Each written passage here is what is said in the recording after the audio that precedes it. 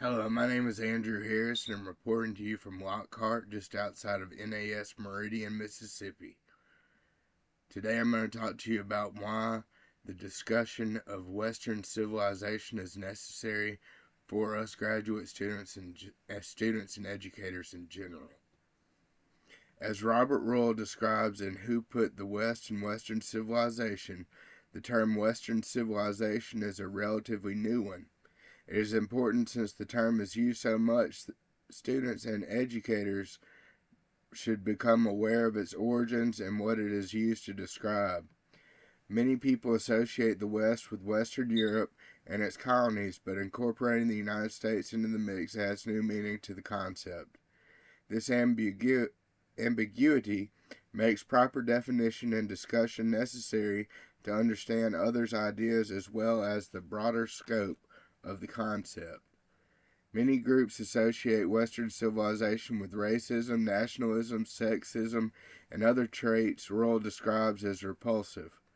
Some Western values, such as the ability to express one's disgust with things about it, leave some at odds over what to think about it because of conflicting values.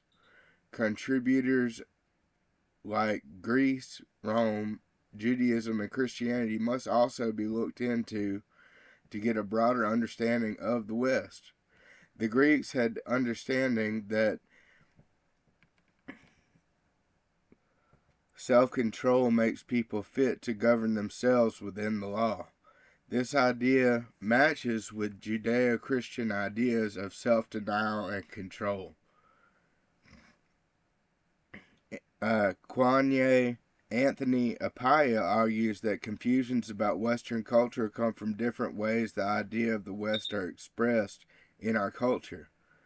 Many view the West in the Cold War sense that anything west of the Iron Curtain is the West, while others use it to contrast European culture with Asian culture.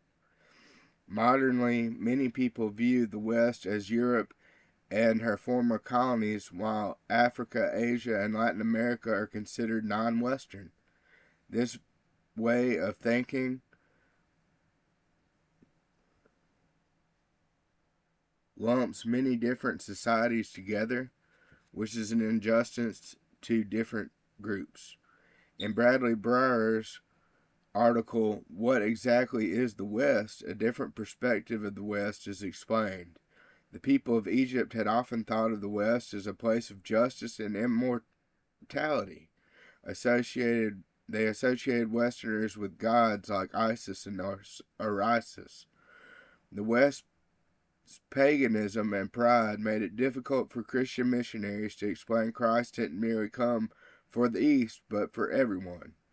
Breyer describes many critics as emotionally violent as they are intellectually dull. Many of the critics fail to remember the biblical role of woman and even certain tribes before judging Western societal values at different times than the ones we live in. Discernment is lost as people no longer consider godly values of any benefit. He notes that Christopher Dawson, a great historian, considered the West a tradition which blended the classical world with Christianity. There is much to be learned about Western civilization as a whole in the different areas that it is defined by different people. We should keep a discerning heart and an open eye through the biblical lens in order to grasp the concepts of this topic.